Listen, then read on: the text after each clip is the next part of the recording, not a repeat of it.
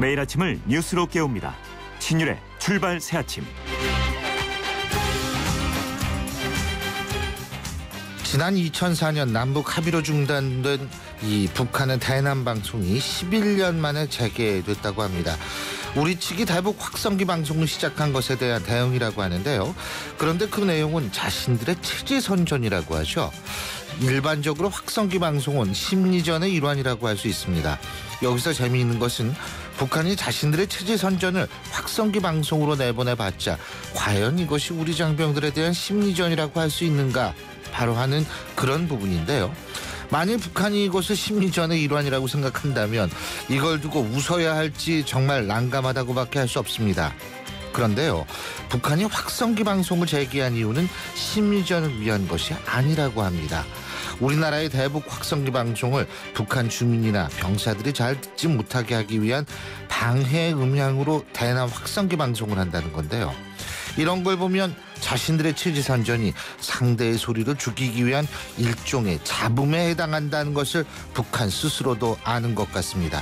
신율의 출발 새 아침, 오늘 순서 시작합니다.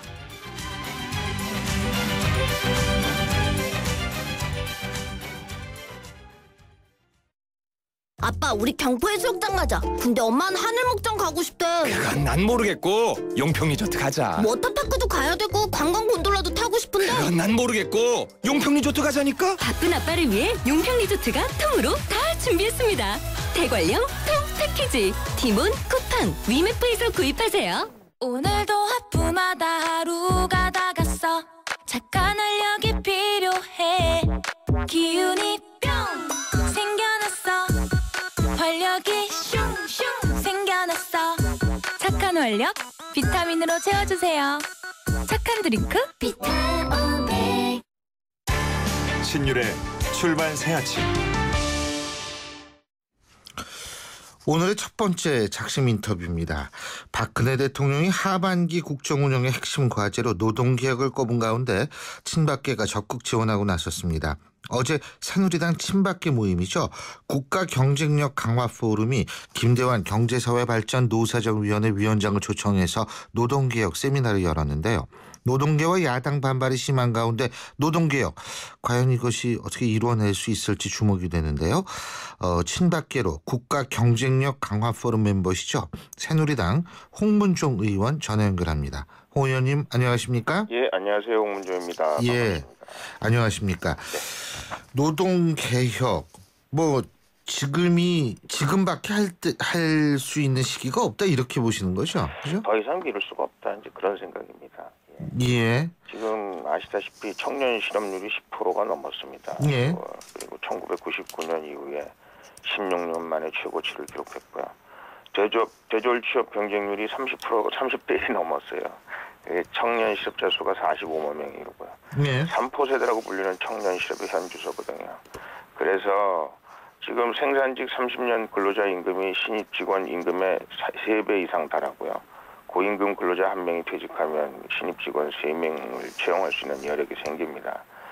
그러나 아시다시피 퇴직이 3년에서 5년 사이로 이루어지니까 신규 채용도 위축될 수밖에 없는 그런 일이거든요. 그래서 아시다시피 임금 피크제가 국회에서 통과됐고 또 정년 60세 연장법과 연계된 사안입니다만은 그 노동계 야당 반대로 이제 시행이 되지 못하고 있는데 정년 연장 의무화가 이제 내년 실시를 앞두고 있고요. 세대 간 일자리 갈등 문제가 더 이상 피할 수 없는 그런 상황이기 때문에 예. 지금이라고 생각합니다. 지금 이제 임금 피크제 말씀하셨는데 여기에서 핵심은 두 개인 것 같아요. 임금 피크제 하면은 정말로 청년 일자리가 늘어나느냐. 그리고 또 한 가지는 뭐냐면 아버지 월급 깎아서 아들에게 비정규직 일자리 주는 것이다. 지금 야당 이렇게 주장하는 거 이 두 가지거든요. 첫째, 네. 청년 일자리 늘어나긴 늘어나나요? 당연히 늘어나겠죠. 그리고 지금 야당이 말하는 아버지 월급 깎아서 비정규직을 늘린다. 이게 상당히 자극적이긴 합니다만 현실성이 떨어지는 표고요. 왜요? 이거는 부모와 자식이 동시에 같이 일할 수 있는 그런 제도다. 저는 오히려 그렇게 표현을 해야 되고요. 네. 비정규직 일정을 늘리는 게 아니라 정규직 일정을 일자리를 늘리는 거고요. 거고요. 그런 노동의 개혁 없이 그러면 어떻게 청년들에게 일자리를 지금 열어줄 수 있는 무슨 좋은 방법이 있으면 야당한테 내놓으라고 얘기하고 싶은 심정입니다. 그러니까 일종의 임금 피크제라는 거는 잡 쉐어링이다. 일을 나누는 것이다. 이렇게 이제 보시는 거죠, 그죠? 그렇죠. 예, 네. 예. 근데 갑자기 생각이 났는데 홍 의원님도 이제 그 미국 하버드에서 박사학위 따신 분 아니에요, 네, 그죠? 그렇습니다. 그리고 이제 그래서 대학 사정을 좀 잘 아실 텐데 그러면 대학도 임금 피크제 해야 되나요? 임금 피크제는 뭐 어디나 저는 예외가 있을 수 없다고 생각합니다. 아마 제가 확실히 지금 어떤 데이터를 가지고 있지 않습니다만은 제가 다니던 학교에서도 임금 피크제를 도입했던 것 같아요. 왜냐하면 거기 정년이 없거든요. 네, 그렇죠. 예, 정년이 없는 대신에 매년 그 교수와 학교 간에 서로 계약 텀을 서로 갱신해서 올해는 내가 어떻게 하겠다, 올해는 월급을 얼마 정도 받겠다 이렇게 얘기했던 걸로 제가 지금 기억을 하고 있는데 그것이 일종의 말하자면 사회적 합의이고 또 대학에서도 그런 제도가 필요한 것이 아닌가라는 생각을 하게 합니다. 예, 그렇군요. 어쨌든 지금 그래서 임금 피크제의 도입만이 지금 현재의 청년 실업을 해결하고 노동 문제 해결을 할 수 있다 이렇게 보시는 거죠, 그죠? 네, 지금으로서는 그것이 우리 대한민국 고용 시장을 좀 더 활력을 좀 불어넣어주고 있고요, 넣어줄 수 있다고 생각하고요. 아시다시피 새정년의 이동혁 혁신위원 주장이 상당히 일리가 있다고 생각해요. 임금 피크제 받아들여라 이런 편지 쓴 분 말씀하시는 거죠? 그렇죠, 예, 그렇죠. 예, 예. 그러니까 지금 노동 개혁이 사실은 10%의 노동 조직이 90%의 노동자나 노동 시장의 젊은 사람들에게 노동 시장에 진입조차 못하게 하고 있다. 그래서 정말 거대한 사각지대가 되고 있고 상위 10%의 상위층이 전체 수익률의 45%를 가져가고 나머지 90%가 나머지를 나누어 갖는 그런 양극화 구조가 점점 깊어져 가고 있는데 이런 것들을 해소하기 위해서는 임금 피크제가 필요한 것이 아닌가라는 그런 진단을 야당 자체에서도 지금 내놓고 있거든요. 알겠습니다. 그런데요, 정의당의 심상정 대표가 이런 안을 내놨죠. 공공기관하고 300인 이상 대기업한테는 매년 정원의 5% 이상을 청년 고용을 의무화하는 청년 고용 촉진 특별법을 정기국회 1호 법안으로 처리하자 이런 제안을 했는데 사실 이 얘기도 맞는 얘기 아니에요? 맞는 얘기긴 합니다만 지금 우리 다 대한민국 고용 시장을요. 예. 대한민국 안에서만 해결한다 이렇게 생각하면 참 큰 오산이라고 생각합니다. 지금 세계 노동시장과 우리 대한민국이 앞으로 어떤 경쟁력을 가지고 있는 노동계를 확보하고 있느냐, 노동 인력을 확보하고 있느냐 굉장히 중요한 거거든요. 의무적으로 하는 거 중요하고 우리가 파이가 커짐으로 해서 기업들이 세계적인 경쟁력을 갖고 계속해서 청년들을 취업시킬 수 있다면 좋겠지만 그렇지 않다고 생각했을 때 의무적으로 부과할 때 기업이 가지고 있는 기업의 부담을 우리가 어떻게 해결할 수 있을까 하는 그런 걱정이 있습니다만은 임금 피크제하고 같이 하면 될 거 아니에요? 네. 임금 피크제하고 이 5% 이상의 청년 고용을 의무화하는 걸 같이 하면 될 거 아닙니까? 임금 피크제에 관해서 심상정 의원이 직접적으로 말씀을 안 하셨던가요? 직접적으로 말씀을 안 하셨지만 그런 식의 예를 들면 협상은 가능하지 않냐 이런 얘기죠. 충분히 가능성이 있다고 생각하고요. 제가 드리는 말씀은 이것이 우리나라 대한민국 안에서 해결할 수 있는 문제만은 아니다라는 것을 말씀드리는 겁니다. 그렇다면 청년들이 외국도 나가고 외국에 있어서의 어떤 고용 시장도 우리가 적극적으로 진출해야 된다 이런 말씀이십니까? 그뿐만 아니라 제가 보기에는 우리 기업들에게 더 활력을 주기 위해서는 임금 피크제 같은 것들이 적극적으로 기업에게 말하자면 경쟁력을 가질 수 있도록 정부에서 도와주는 것도 중요하다 하는 말씀을 드리는 겁니다. 지금 여당이 생각하는 임금 피크제 몇 살부터 좀 월급 깎는 거예요, 그러면? 사실은 임금 피크제라는 말을 정확하게 국회에서 통과시킬 때 거기다 삽입을 하지 않았기 때문에 몇 살이냐 이런 것들에 대해서 정확한 합의가 이루어지고 있지는 않습니다. 그 중요한 거 아니에요, 근데? 그러나 하여간 정년을 이제 60세로 늘리자 이제 이렇게 얘기하고 있지 않습니까? 그거 실제로 늘어나죠, 내년부터? 내년부터 이제 늘어나고 있고 정년이 60세로 늘어나면서 더 많은 사람들이 안정적으로 일할 수 있는데 그럼에도 불구하고 우리 기업들이 경쟁력을 가지고 또 청년들을 취업시킬 수 있고 회사 자체가 경쟁력을 가질 수 있는 그런 방법을 지금 우리가 고안해내자 하는 건 예. 것입니다. 자, 예. 좀 다른 얘기 좀 여쭤보겠습니다. 그 지뢰 문제 있잖아요. 네. 지뢰 문제. 네네네. 이 지뢰 문제에서 그 여러 가지 얘기가 나오는데 네네.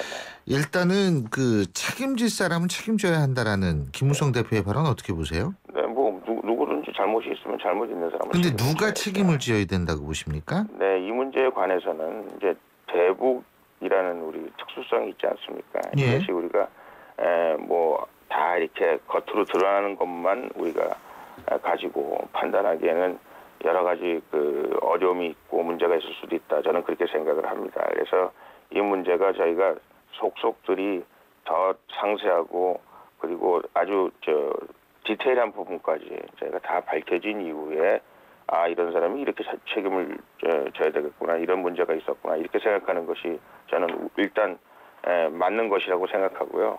지금 나타난 현상만 가지고 누가 잘못했다, 우리가 잘못했다, 뭐 누가 NSC가 뭐 책임져야 된다. 이건 약간 좀 성급한 것이 아닌가 하는 생각을 합니다. 근데 이제 저희 같이 바깥에서 보는 사람은요. 4일날 지뢰 사건, 지뢰 폭발 사건이 발생하지 않았습니까? 네. 그리고 지금 합참 같은 경우에 5일 오후에 북한의 소행일 가능성이 높다라고 판단이 돼서 보고를 했다. 그렇다고 얘기하지 않습니까? 네. 그런데 NSC 국가안전보장회의는 8일에 열렸어요. 네. 그러면 이게 국가안전보장회의가 이게 너무 늦게 열린 거 아니냐라는 생각이 자연스럽게 들거든요. 네네네. 근데 이제 회의라는 것이 이제 굉장히 오픈돼 있고요. 상대방에게 뭔가 우리의 움직임에 대해서 낱낱이 보고하는 것 같은 그런 분위기일 수 있지 않겠습니까? 뭐 저는 그것이 실질적으로 우리 대응이 늦어졌다면 큰 문제가 있을 수 있다고 생각합니다만은 그런 NSC의 특성상 그 보이지 않는 데서 이루어진 일들도 많이 있을 수 있다. 그때까지 모를 수가 없고 그때까지 대책을 준비 안 했을 수가 없고 그때까지 논의가 안 됐을 수가 없다는 관점에서 본다면 또 나름대로의 그 어려움이 있었지 않았을까. 그리고 그런 것들을 통해서 또 우리가 북한에게 보여주고자 하는 나름대로의 메시지가 있지 않았을까. 그런 생각을 하게 합니다. 그리고 이제 또 한 가지는 그 보고에 관한 문제인데요. 국방장관 뭐 예를 들면 그 해당 부서장이 이런 문제 있을 때 대통령에게 직보를 하긴 하지만 유무선으로 한다. 대면 보고가 안 이루어지고 있는 겁니까 지금? 그 문제에 관해서는 제가 뭐 정확하게 예. 뭐 어떻다라고 말씀드릴 수는 없는데요. 아까도 말씀드렸습니다만은 이 북한 문제의 특수성이 있고 또 이것이 꼭 우리 다 알려져서 진행되는 부분과 알려지지 않고 진행되는 부분이 있기 때문에 지금 현재 우리 국민들이 아니면 그 뉴스에서 보도된 그런 내용만 가지고 이것이 잘 됐다 못됐다 또 이것이 정부 대응이 왜 이렇게 느리냐 아니면 왜 이렇게 중구난방이냐 이렇게 말씀하시는 것은 우리가 좀 더 기다려봐야 되지 않는가 하는 말씀 드리는 겁니다. 뭐 중구난방이라기보다는요. 네. 일단은 그 보고의 방식도 중요하지 않나 해서 여쭤본 거거든요. 네, 보고 방식이 당연히 중요하죠. 그리고 이런 사안은 원래는 대면 보고가 돼야 되는 거 아닌가요? 뭐 급한 일이 있으면 뭐 대면 보고를 원칙으로 하되 또 일단 뭐 유선 보고가 됐든 무선 보고가 됐든 어떤 형식으로 보고를 하고 또 자세한 부분에 대해서는 대면 보고를 하고 뭐 이런 여러 가지 다양한 방식을 통해서 하여간 그 최고 통치권자가 결정할 수 있도록 판단할 수 있도록 해드리는 것이 중요하지 않을까 하는 생각을 합니다. 그리고 이제 컨트롤 타워 문제 같은 경우에도 사실 이번에 처음 제기된 것은 아니지 않습니까? 네.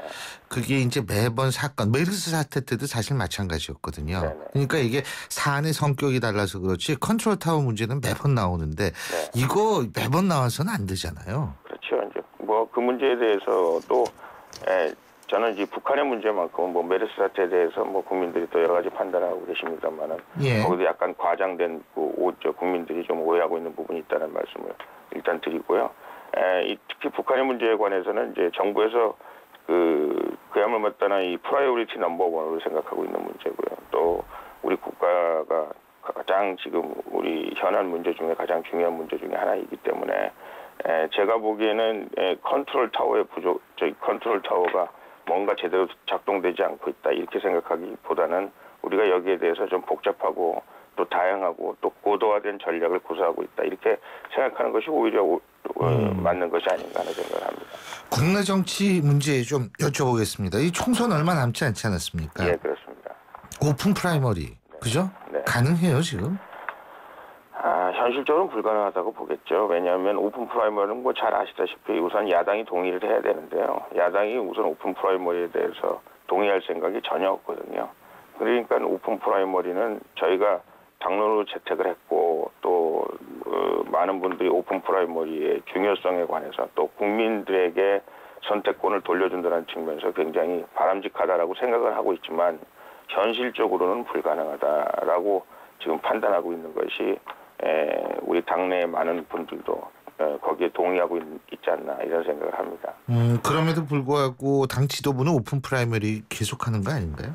당 지도부가 생각하고 있는 그런 오픈 프라이머리에 대해서 일견 일리는 있다 이렇게 생각을 합니다.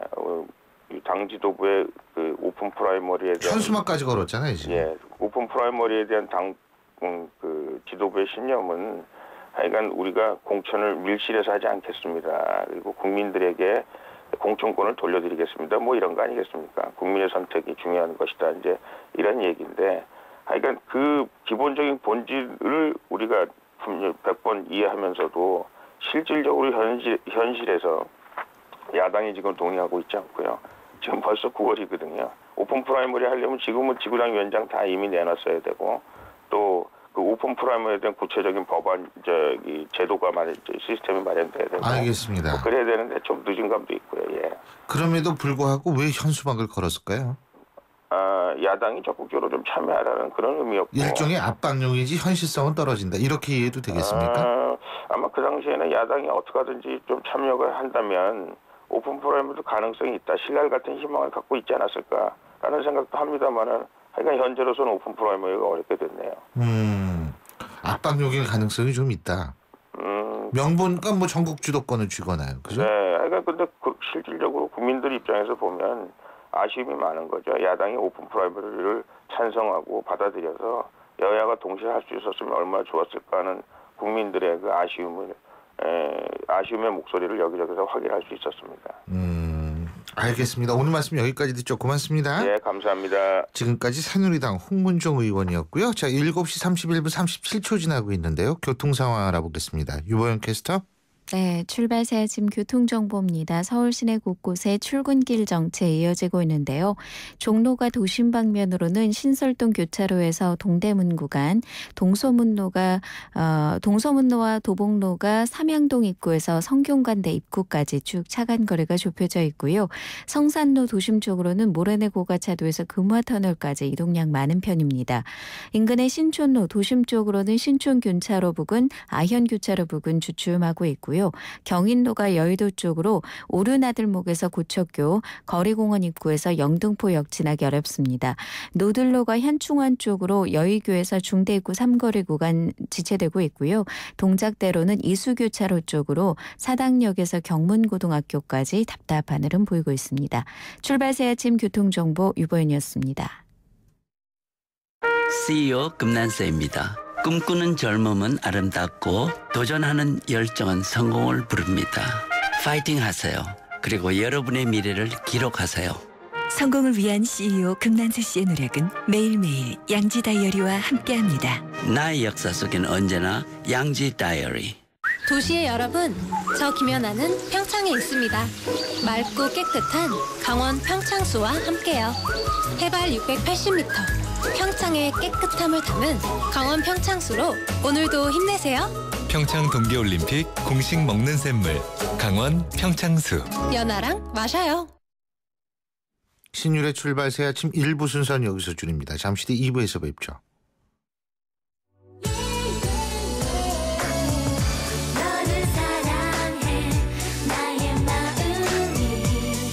안녕하세요. 라일이 엄마 SS의 슈입니다. 팬들과 함께하는 음악의 무대에 못지않게 일상이 가득한 인생의 무대에서도 열정과 진심이 가장 중요한 것 같아요.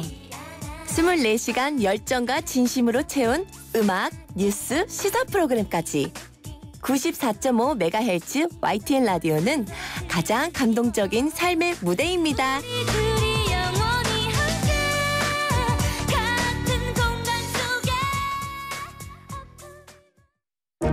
속에 소통의 아침을 여는 공정한 목소리. 신율의 출발 새 아침. 신율의 출발 새 아침 2부 순서 광고 듣고 오겠습니다. 첫 만남부터 두근거렸죠. 운명이다 느껴질 만큼. 그날부터 5년 넘게, 30대부터 10년 넘게 이 선택이 제 피부의 운명을 바꿨어요. 제 날 믿어지나요? SK2 피테라이센스. 놓치지 않을 거예요. 안녕하세요. 유플러스 모델 보아입니다.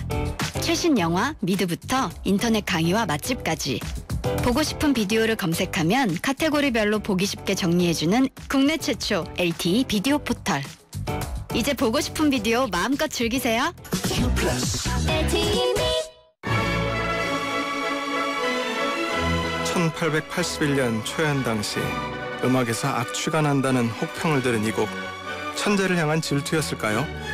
러시아 작곡가 차이콥스키의 바이올린 협주곡입니다. 대한항공 러시아 4개 도시 운항. Excellence in flight. Korean Air. 도시의 여러분, 저 김연아는 평창에 있습니다. 맑고 깨끗한 강원 평창수와 함께요. 해발 680m, 평창의 깨끗함을 담은 강원 평창수로 오늘도 힘내세요. 평창 동계올림픽 공식 먹는 샘물 강원 평창수. 연아랑 마셔요. 신율의 출발 새 아침. 저희 같은 베이비붐 세대들은 평생을 정말 머리 터지게 경쟁만 하다가 살아온 것이 아닌가 이런 생각이 들고요. 그래서 우리 자식 세대들은 좀 경쟁이 없었으면 좋겠다 이런 꿈들 많이 꾸실 겁니다. 근데요, 요새는 군대 가는 것도 전쟁이라고 합니다. 이른바 입영전쟁이라고 하는데요. 징병검사에서 현역 판정을 받았지만 정작 군대에 못 간 사람이 5만 명을 넘어섰다고 하죠. 입대하려고 휴학했던 학생들은 다시 복학을 하고 군대도 재수, 삼수를 해야 할 정도라는 말이 나오는데, 한편에서는 학사장교나 통역병으로 입대하기 위해서 고가의 학원도 등장했다고 합니다. 군대까지 사교육을 받아야 하는, 정말 이런 현실이 이거 뭐라고 해야 될지 모르겠습니다. 그런데 정말 이해가 안 가는 것이, 한쪽은 군 병력이 부족하다고 얘기를 하고 다른 쪽에서는 군대가 이렇게 어렵고요. 과연 이것이 어떻게 된 일인지 자주국방 네트워크 신인균 대표 연결해서 자세히 좀 들어보겠습니다. 신 대표님, 안녕하세요. 네, 안녕하세요. 아니, 저 이해가 안 되는 게 이거부터 여쭤볼게요. 지금 군이, 우리가 지금 병력 수가 남아도는 게 아니잖아요.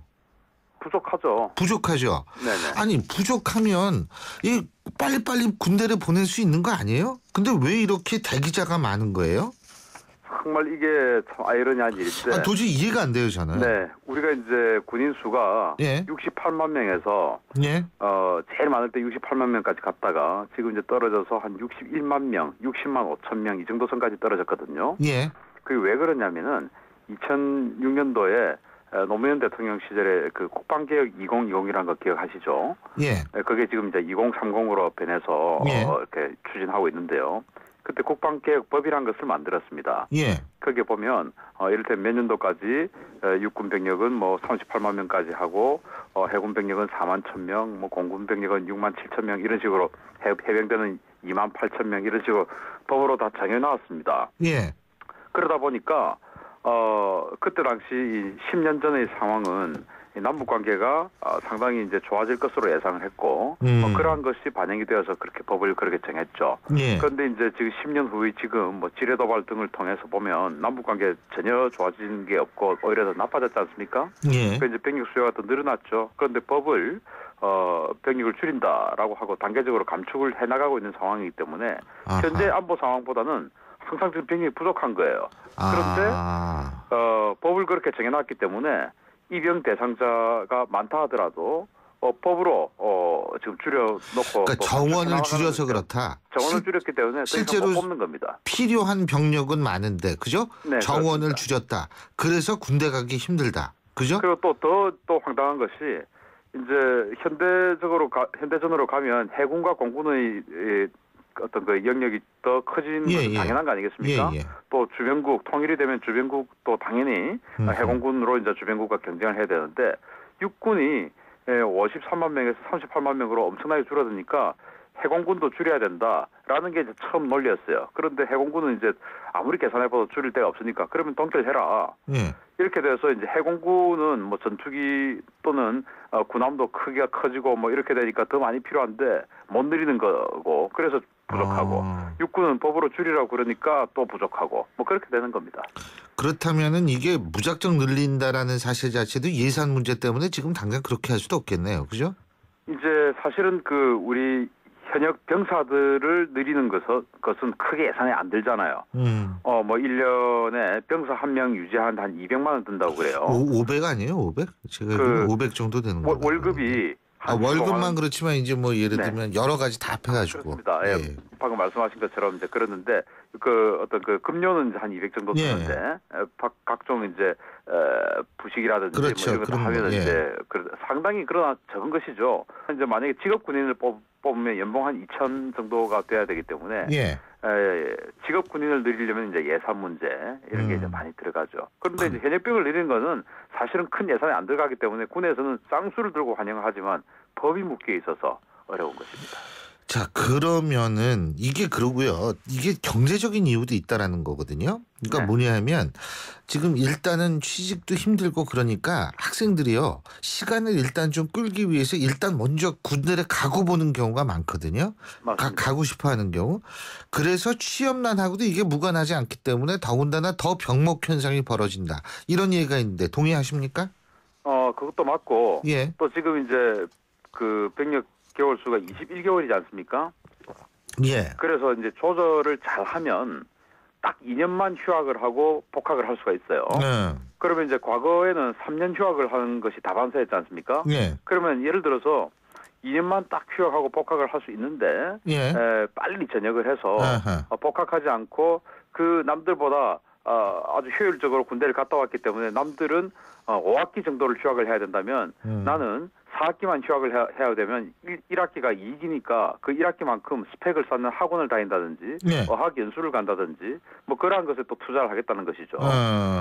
그래서 이 21개월로 그 복무 기간이 줄어든 것 때문에 그 4학기만 딱 휴학을 하겠다. 대학생의 경우에 그렇습니다. 4학기만 딱 휴학을 하겠다라고 하는 것이 굉장히 크게 작용합니다. 그래서 매년 3월 또 매년 9월 이럴 때는 뭐 입영 경쟁률이 어마어마하고 3월이나 9월에 입영을 하면 거의 뭐 요즘 뭐 장군의 아들이냐 뭐 이런 식으로 이야기할 정도입니다. 근데 저기 대표님도 그 군 관련 사교육도 상영한다는 얘기 들어보셨어요? 사교육 많죠. 많아요? 학원이 많습니다. 네, 뭐 저한테는 뭐 문의를 많이 하는데 제가 뭐 알려줄 수 있는 정보는 사실 적고요. 그 서울의 뭐 노량진이나 이런 학원가에 가면 부사관 학교 그리고 학사장교 학원 뭐 이런 학원들이 많이 있습니다. 그리고 또 더 황당한 것은 현역 입영 중에서 특기병들이 있습니다. 이제 부사관이나 학사장교 같은 경우는 직업으로서의 어떤 선택지도 되지 않습니까? 그렇기 때문에 그 노량진 학원가에 그러한 것들이 있는 것은 뭐 이해가 가는데 그냥 현역 병사로 입영하기 위한 또 학원이 또 있어요. 통신병이나 공병 뭐 이런 것들은 또 이제 따로 뽑습니다.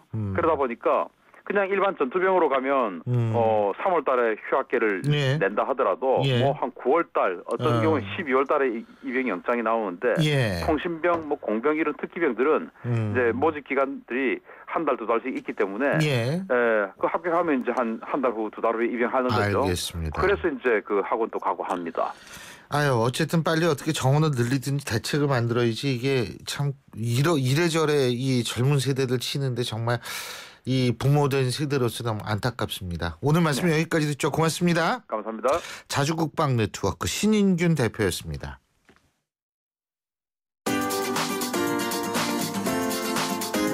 YTN 뉴스 FM 신율의 출발 새 아침 댓글로 보는 뉴스.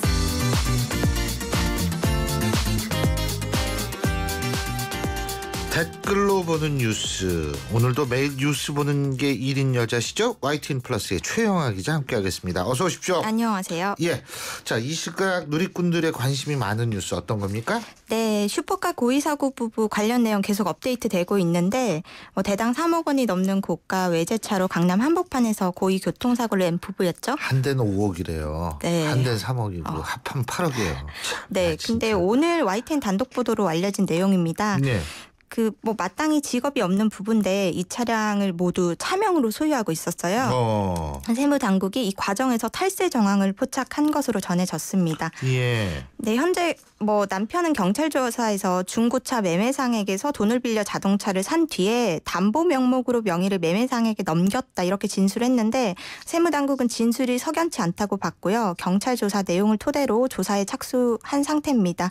현재 미스터리한 부분이 많아서 조사를 철저하게 해줬으면 한다 이런 네티즌 반응이 많았네요. 예, 아니 남편 직업은 무직이고 부인 직업은 전업주부라는 거예요. 네. 근데 둘이 합해가지고 6억이 넘는 자동차를 타고 다니고 그렇습니다. 네. 월세가 800 낸다고 그러더라고요. 700인가? 네. 700만 원 낸다고 그러더라고요. 저도 그렇게 한번 살아봤으면 좋겠어요. 직업도 없고 다 노는데 월세 700짜리 집에 한번 참. 예, 다음 뉴스 어떤 겁니까? 네. 허위 출장을 숨기려고 학생 간 성폭행을 조직적으로 은폐한 사건이 있어서 좀 논란이 되고 있습니다. 예. 장애 학생을 가르치는 특수학교 교사들이 공모해서 교실 안에서 학생들 사이에 벌어진 성폭행 사건을 은폐한 사실인데요. 17일 전북도 교육청이 내놓은 재감사 결과 보고서에 이 내용이 담겼습니다. 그런데 자율학습 도중에 남학생을 여학생이 성폭한 이런 내용인데 이들 학생 대부분이 심한 지적 장애를 앓고 있어요. 그래서 이를 알게 된 교사가 출장 중인 교장에게 알렸고 학생들의 진술 등을 통해서 성폭행 사실이 확인이 됐는데 집 안에서 가해 학생이 여러 차례 성추행을 당했다 이런 정황을 학교 측이 파악한 뒤에 교실 안에서 성폭행이 있었다는 초기 학생과 교사들의 진술을 빼면서 좀 뒤바뀐 내용이 됐습니다. 현재 근무 중에 허위 출장 신고를 하고 나가서 회식을 하다 사건이 벌어지자 징계를 피하려고 교육자의 양심을 버렸다 이런 것으로 파악되고 있는데 이 내용에 대해서도 교육계의 추한 모습은 좀 강력하게 처벌을 해야 되고 어떻게 아이들의 피해를 책임져 주지 못하는 사회가 되어서는 안 되겠다 이런 씁쓸한 반응이 많습니다. 당연하죠. 네. 예. 그리고 저 이거 봤어요. 네. 댓글 많은 뉴스에서 남녀 7세 부동석법. 네. 예? 아이고 아주 우리나라가 전통을 잘 지켜요. 예? 아유 이거 보면서 그냥 참 독서실에서 독서실 얘기죠. 예. 네, 그렇습니다. 들어보셨는지 모르겠지만 그런 남녀 7세 부동석법에 대한 관심이 높았습니다. 현재 학생들이나 시험 준비하시는 분들 독서실 많이 이용하실 텐데요. 예. 현재 독서실 운영을 남녀 혼석으로 하는 게 불법이라고 합니다. 서울시 교육청의 서울특별시 학원의 설립 운영 및 과외 교습에 관한 규칙에 따른 건데요. 예. 현재 불법으로 남녀 혼석으로 운영하는 곳에는 벌점을 부여하도록 하고 있습니다. 예. 그런데 사실 독서실 운영자들조차도 이 남녀 혼석이 불법이라는 사실을 알고 있는 분들이 많지 아는 것으로 파악됐는데요. 저도 몰랐습니다. 네, 저도 이 내용에 대해서 좀 새로운 부분을 많이 봤는데 감독기관조차도 그 재정 이유에 대해서 뚜렷한 입장을 내놓지 못한 상태입니다. 당시 혼석이 학습에 미칠 영향을 고려한 게 아닐까 이렇게 추측된다고 설명은 하는데요. 이 기사에 대해서도 남녀 혼석을 법으로 제정하는 게 사실상 코미디 아니냐 이렇게 얘기하는 분들도 있었고 실제로 독서실을 운영한다는 한 누리꾼은 남녀 공용실이 부담스럽다는 사람도 많다. 공부에 방해된다는 이들도 있다. 이렇게 얘기를 하기도 했습니다. 예, 물론 그런데 이게 시대에 그렇게 적합한 법이라고 볼 수는 없죠. 네. 앞으로 식당도 남녀가 좀 분리해가지고 먹는 식당을 만들면 어떨까 이런 생각을 좀 했습니다. 법적으로. 농담이고요. 자, 이거 조금 우울한 소식이죠? 네, 여전히 찬반 논란이 뜨거운 주제죠. 안락사입니다. 살아날 가망이 없는 환자를 본인이나 가족의 요구에 따라 좀 고통이 적은 방법으로 인공적으로 죽음에 이르게 하는 그런 법인데요. 현재 대부분의 나라는 안락사를 인정하고 지 않지만 일부 국가에서는 허용을 하고 있습니다. 스위스에서는 안락사 전문 병원까지 있는데요. 폐암 진단을 받은 영국인 남성이 최근에 스위스의 안락사 전문 병원에서 스스로 생을 마감했고요. 지난달 말에는 건강한 70대 영국 여성이 늙는 것이 끔찍하다며 안락사를 택해서 논란이 되기도 했습니다. 스스로 생을 마감하는 여행을 떠나는 사람이 늘면서요. 전 세계가 다시 한번 존엄사 논란에 빠졌는데 이에 대해서 좀 찬반 논란이 있습니다. 존엄사는 개인의 의지가 가장 중요한 것이지 않을까. 죽음을 선택하는 것이 무겁고 어려운 것 같다. 질병으로 고통받는 분들의 마음을 어떻게 헤아릴까 이런 좀 나뉘는 반응이 있었습니다. 예.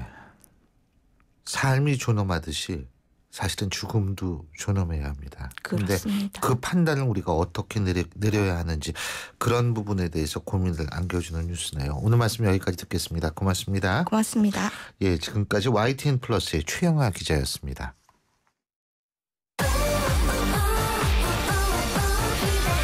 KTX 광명역 신안산선 개통 예정. 광명역의 빛나는 젖자리. 이케아, 코스트코를 누리는 생활의 앞자리. 진짜 프리미엄은 지금부터다. 광명역 IDS. 문의 02899-5566 LSD 개발. 포르쉐 모터스포츠. 이것은 모든 포르쉐의 기원이며 모든 아이디어의 시작이며 스포츠카의 새로운 기준을 만들어가는 끝없는 영감의 원천입니다. 그것이 바로 모든 포르쉐가 스포츠카인 이유입니다. Every Porsche Sports Car. 고덕 산업단지와 개통 예정인 KTX 지제역의 비전은 함께 누리고 새롭게 들어설 대형 복합 쇼핑몰을 앞에서 즐기는 이 편한 세상이 찾아옵니다. 미래가 빛나는 평택, 그 위에 빛나는 생활까지 이 편한 세상 평택 용이 8월 오픈 예정 1544-3033 대림. 왜? 코웨이 모든 침대는 상단이 분리될까? 침대는 몸에 닿는 부분부터 오염되잖아. 아하.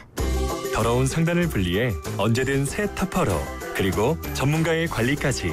위생까지 책임져야 진짜 침대다. 코웨이 매트리스 케어 렌탈 1588-5200. 다 조심, 길 조심. 조심할 게 와 이래 많노. 조심할 게 참 많은 아이들의 등하굣길을 위해 삼성화재가 안전키트를 지원하고 있습니다. 어린이가 곧 모두의 희망이니까요. 봄이 왔어요. 당신의 봄, 삼성화재. 신율의 출발 새 아침 2부 순서는 여기서 줄이고요. 전 8시 10분 3부에서 다시 뵙겠습니다.